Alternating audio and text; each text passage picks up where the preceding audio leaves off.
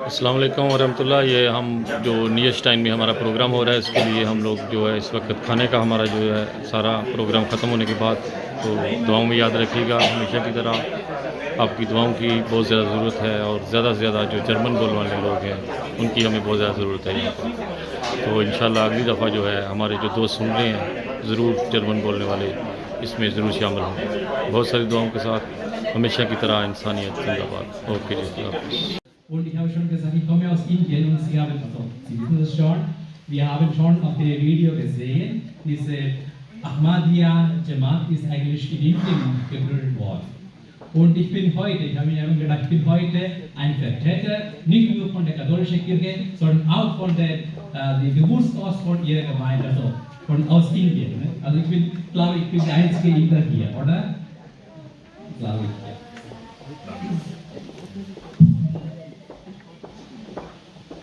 Ja, liebe Schwestern, liebe Brüder, als katholischer Priester aus Indien freue ich mich sehr, heute vor Ihnen sprechen zu dürfen. Es ist für mich eine besondere Ehre, mit einer Gemeinschaft in Kontakt zu treten, die sich dem Frieden, der Nächstenliebe und dem Dienst an der Gesellschaft verpflichtet fühlt. Die Ahmadiyya Muslim Jamaat wurde, wie Sie alle wissen, im Jahr 1889 in Guwahati in Indien gegründet.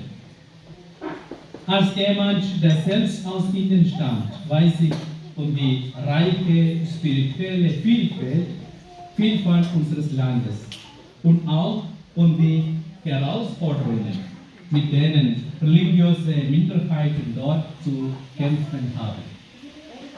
Zusammen mit Muslimen und vielen anderen Religionen sind auch wir Christen eine Minderheit in Indien. Trotz ihrer indischen Wurzeln wird die Ahmadiyya Jamaat in Indien bis heute nicht offiziell als muslimische Glaubensrichtung anerkannt. Schätzungen zufolge leben in Indien etwa 100 bis 200.000 Ahmadiyyas. Die genaue Zahl ist schwer festzustellen, da viele ihre religiöse Zugehörigkeit aus Angst nicht offen zeigen. Doch was beeindruckend: Trotz aller Herausforderungen bleibt die Gemeinschaft aktiv, friedlich und standhaft. Ein zentrales spirituelles Ereignis ist die Jalsa Salana in Guardian, eine jährliche Versammlung, die Zehntausende Gläubige aus Indien und vielen anderen Ländern anzieht. Diese Jalsa ist nicht nur ein religiöses, sondern auch ein gesellschaftliches Zeichen für Einheit, für Friedfertigkeit und auch für Treue zu den Prinzipien des Glaubens. Besonders bewegungswert finde ich das Engagement der Ahmadiyya in den Bereichen Bildung, soziale Dienste und interreligiöser Dialog. Schulen, medizinische Campus, Hilfsaktionen, all das wird oft mit bescheidenen Mitteln, aber großer Hingabe durchgeführt. In einem Land wie Indien, das mehr als 1,4 Millionen. Das heißt, die sollen da gar nicht fasten. Warum tut man Fasten? Ja, also viele, wenn man sagt, ja, Muslime tun Fasten, ja, warum tut ihr hungern und Durst? Aber das ist eigentlich gar nicht der Sinn und Zweck vom Fasten. Es gibt eine Überlieferung des Propheten Mohammed, Frieden und Segen Allah sei mit ihm. Er hat gesagt, nichts essen und nichts trinken ist nur Hunger und Verdursten. Dann sagt er weiter, es gibt Leute, die tun Fasten und leiden dabei Hunger und Durst, aber ohne von diesem Monat zu profitieren. Viele stehen nachts für freiwillige Gebete auf, aber ohne davon zu profitieren. Das heißt, Fasten hat einen ganz anderen Sinn. Ich erzähle eine kleine Geschichte, und zwar von einem weisen Mann, wie ich bereits erwähnt habe, Menschen, die gesundheitlich nicht in der Lage sind befreit vom Fasten. Er war ein sehr weiser Mann, eine heilige Person, war aber schon alt geworden und konnte nicht mehr fasten. 2 Jugendliche haben gesehen, dass der während der Mittagszeit isst und haben gesagt, okay, wir tun mal den Mann mal ärgern. Sie sind zu dem Mann hingegangen und haben gesagt, oh alter Mann, tust du denn nicht fasten? Er hat darauf geantwortet, also von morgens bis jetzt haben meine Augen nicht Schlechtes gesehen. Meine Zunge hat niemanden beschimpft. Meine Ohren haben keine üble Nachrede gehört. Meine Hand hat keinem Menschen einen Schaden zugefügt. Allerdings bin ich sehr alt geworden und mein Magen ist sehr schwach. Deswegen hat nur mein Magen nicht gefastet, aber all meine Körperteile haben gefastet. Darauf wurden diese 2 Jugendlichen ruhig und wurden rot und wussten, okay, was die Nachricht hinter diesem Aussage von diesem alten Mann steht. Das heißt, das Fasten lehrt uns viel mehr, als wir hungern und dusten. Der Heilige Prophet hat gesagt, wenn einer fastet, aber das Lügen nicht aufgeht, so bringt es nicht, dass er fastet. Das Fasten hat ja sehr viele Vorteile für uns. Zum Beispiel für wohlhabende Menschen, die vielleicht freiwillig gar nicht gefastet hätten. Für die, der Monat Ramadan ermöglicht uns das, in den Zustand dieser Menschen zu versetzen, die vielleicht tagelang oder wochenlang kein Brot oder kein sauberes Wasser haben. Und das soll dazu fördern, dieses Mitgefühl für meine Mitmenschen in mir zu erwecken. Es gibt eine Überlieferung, wo es erzählt wird, dass der Prophet Muhammad, Frieden und Segen Allah sein, im Monat Ramadan sehr viel spendet. Und genau dieses Mitgefühl für meine Mitmenschen soll der Monat Ramadan in mir hervorrufen. Dann heißt es, dass man vom also ca. 1,5 Stunden vor dem Sonnenaufgang bis zum Sonnenuntergang nichts essen soll. In diesem einen Monat. Das heißt, 11 Monate lang halte ich mich vom verbotenen Dingen fern. Aber in diesem einen Monat halte ich mich auch für bestimmte Dinge, also Essen und Trinken ist ja mein Recht. Aber in diesen einen ich auch in bestimmten Situationen in mein Leben auf mein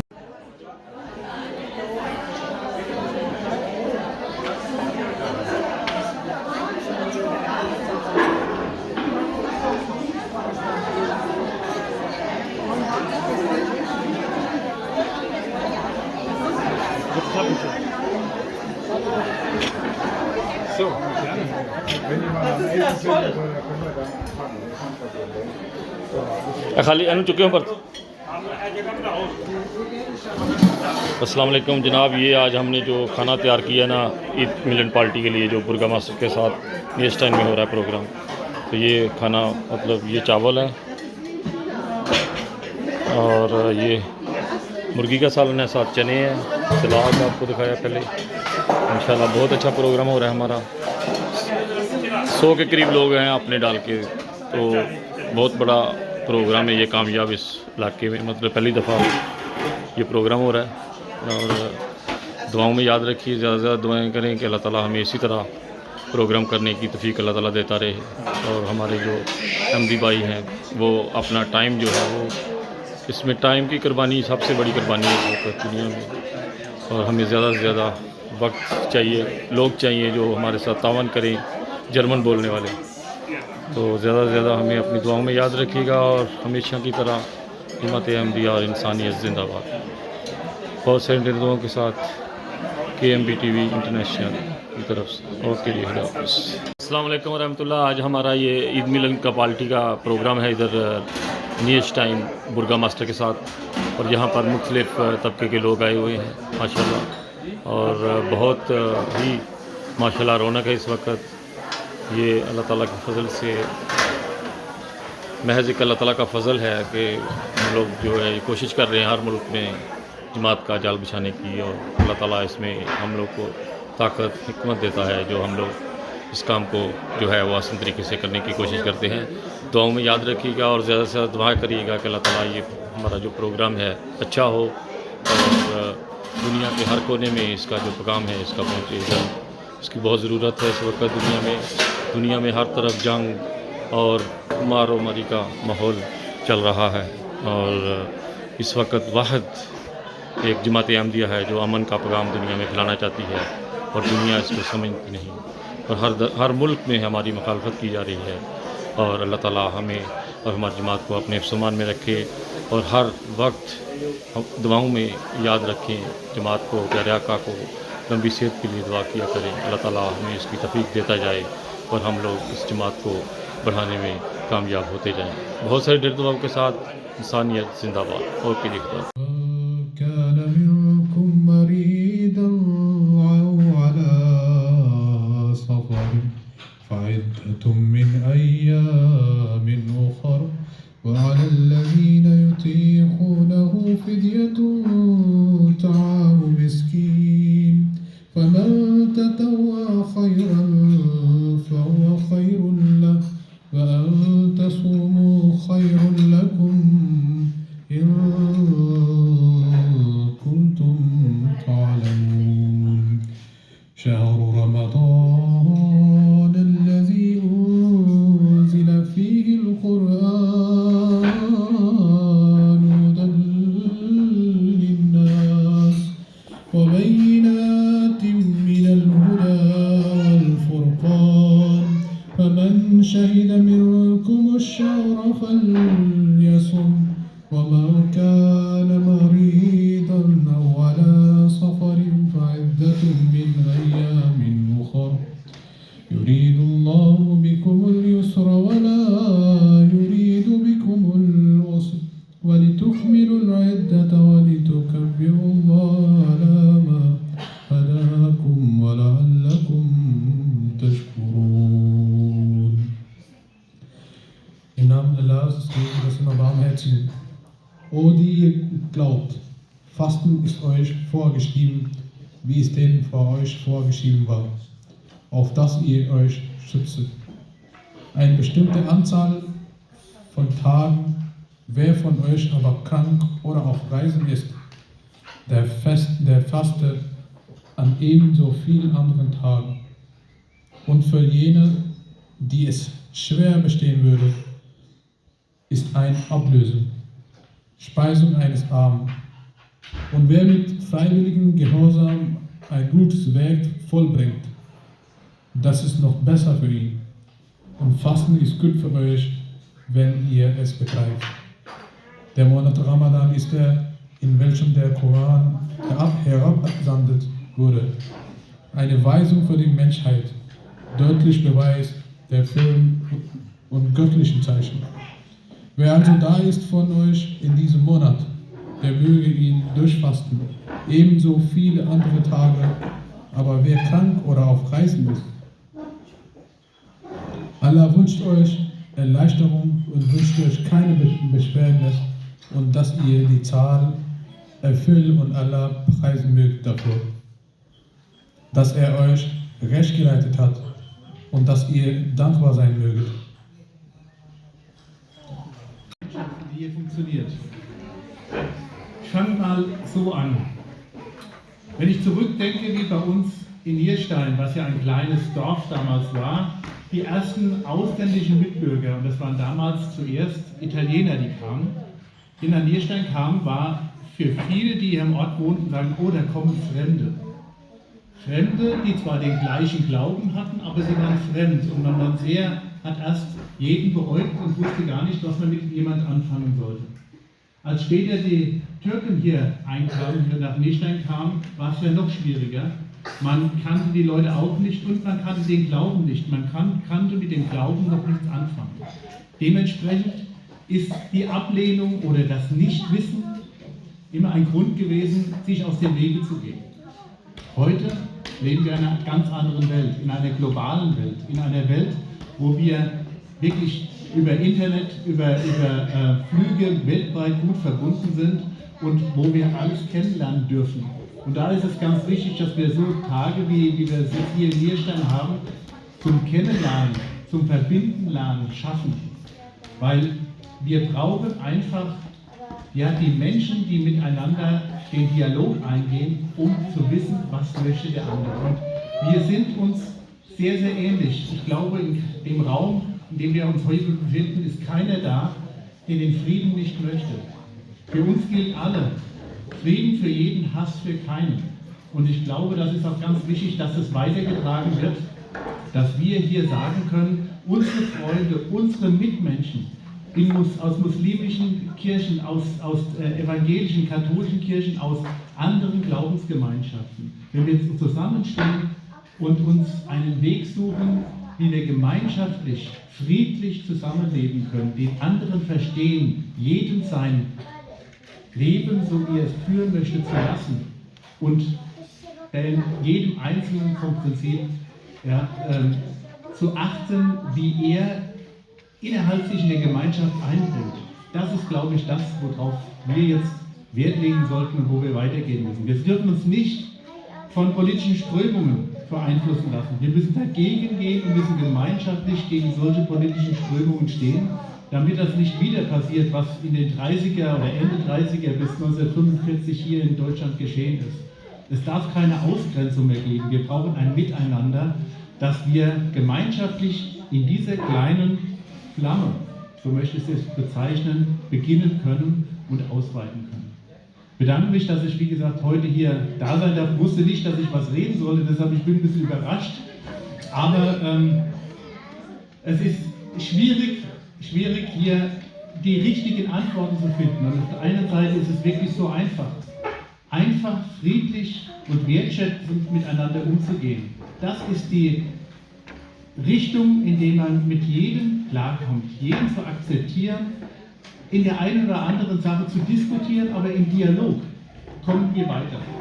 Und ich glaube, das muss unsere Richtung sein und dafür stehe ich auch, deshalb bin ich auch heute hier gerne gekommen und freue mich, dass ich da bin. Dankeschön. Vielen Dank dem Team von Café Welcome, dass ich eingeladen wurde und ich wurde gebeten, ein paar Worte zum Fasten im Christentum zu sagen. Und dazu habe ich gedacht, gucken wir uns einen kleinen Film an, der ist katholisch, dann haben wir gleich zusammen geguckt. 3 Minuten.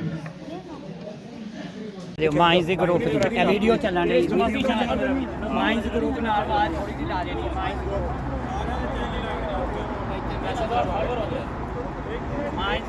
Mines group देखा जी कैमरे की तरफ ले कैमरा नहीं होया की थी स्टॉप ये बड़ी इतिहास करें 40 किलोमीटर है इतिहास करें और नदीम तो सारे दोस्तों को कि आपस में फासला रखें और जो मुड़ के नहीं देखें जिस समय मुड़ के देखती है वो बड़ा खतरनाक है। अस्सलाम वालेकुम। ये क्रिकेट का मैच हो रहा है, इधर 17-18 टीमें जो हैं पूरे फ्रैंकफर्ट का एरिया की, तो यहाँ पर ये तैयारी हो रही है इस वक्त। तो ख़दाम अंसार जो हैं वो खिदमत खलक कर रहे हैं। इस वक्त जो है वो स्टेडियम तैयार किया जा रहा है, स्टेडियम में टैपच डालकर वहाँ पर तैयारी की जा रही है। ये सब जो दोस्त हैं इस वक्त ये तैयारी में लगे हुए हैं और बहुत मेहनत और मशक्क़त का काम है। मट्टी भी बहुत ज़्यादा है इसमें, फिर भी हमारे शेर जो हैं वो अपना ड्यूटी का जो है उनके ऊपर सुपुर्द की है, उसको बड़े आसान तरीके से निभाने की कोशिश कर रहे हैं। अल्लाह ताला इनकी आसानियाँ पैदा करे, इनके लिए मुश्किलें आसान करे, हर दो जहाँ की नेमतों से इनको नवाजे, इनकी लातों को भी इसी तरह जमात की खिदमत करने की तौफीक अता फरमाए और हर दिन इनके लिए जो है वो एक नई खुशियाँ लेकर आए। अल्लाह ताला करे कि ऐसा ही हो। तो अब आप दुआओं में याद रखिएगा, बहुत कठिन और मट्टी और गुबार वाला काम है। अल्लाह ताला इनकी सेहत सलामती और इनके लिए दुआएं जारी रखें। ओके जी, खुदा हाफिज़। अपनी दुआओं में याद रखिएगा। खुदा हाफिज़। पाकिस्तान जिंदाबाद।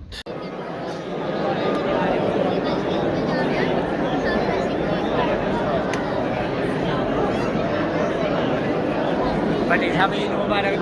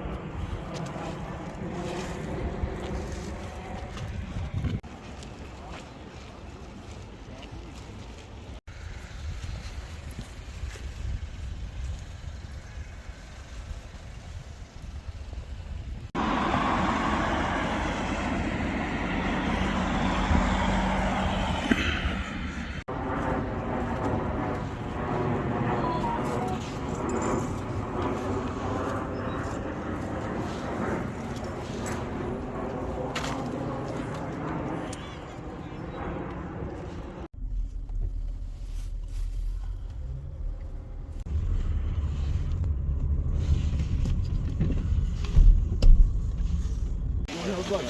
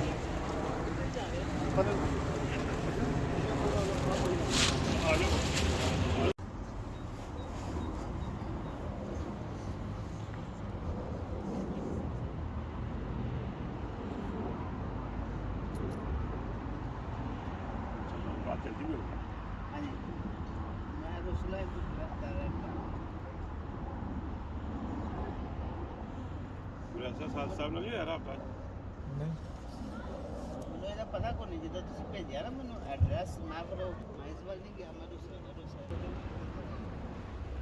ਉਹਦੇ ਮੇਰੇ ਨਾਲੋਂ ਜ਼ਿਆਦਾ ਐਕਟਿਵ ਨੇ ਮਾਸ਼ਾਅੱਲਾ।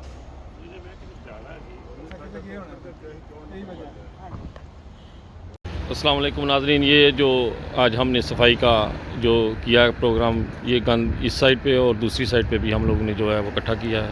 तो इंशाल्लाह वीडियो में आप लोगों को सारा शेयर किया जाएगा। ये सब वो दोस्त हैं जो इस वक्त इसमें शामिल हुए हैं। यहाँ पर जर्मन हबाब भी हैं और हमारे जो अहमदी हबाब हैं, ये मैं उनकी वीडियो जो है आप लोगों के साथ शेयर कर रहा हूँ। ये पूरे जो है इधर हेडसाइम का इलाका है मलजाइम, यहाँ पर ये लोग सारे बिखरे हुए हैं इस वक्त और सफाई कर रहे हैं अल्लाह ताला के फजल से। बहुत इनके लिए दुआएं करें कि अल्लाह ताला इनकी हर मुश्किल आसान करे और हर इनकी परेशानी जो जर्मनी में है वो दूर करवाए। इसी के साथ खालिद भट्टी को इजाज़त दीजिएगा। ओके जी, खुदा हाफिज़। ओके नाज़रीन, अभी हमारा जो काम है वो सफाई का ख़त्म हो गया है। अभी हम लोग अपने अपने घरों को जाएंगे, नमाज जो है वो अदा करेंगे जो चांद ग्रहण की है, और इसके साथ जो है सूरत हाल जो है सारी आपको वीडियो में शेयर की जाएगी इंशाल्लाह। तो दुआओं में याद रखिएगा, जितने भी दोस्त शामिल हुए हैं, अल्लाह ताला इनकी जो मुश्किलें हैं आसान फरमाए और हर आने वाली मुसीबत आफत से इनको बचा के रखे। बहुत सारी दुआओं के साथ इंसानियत जिंदाबाद। ओके जी, खुदा हाफिज़।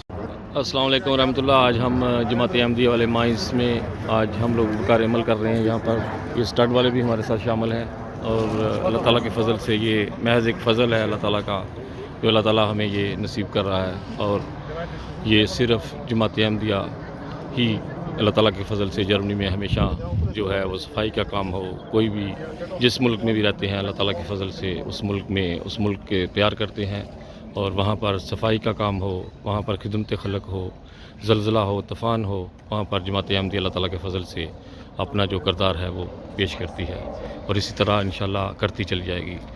और दुआएं में याद रखें कि अल्लाह ताला हमें इसी तरह जो है तौफ़ीक करता चला जाए और हमेशा की तरह हम लोग जो है वो इस काम को सर अंजाम दे सकें। अल्लाह ताला हमें इसकी तौफ़ीक अता फरमाए।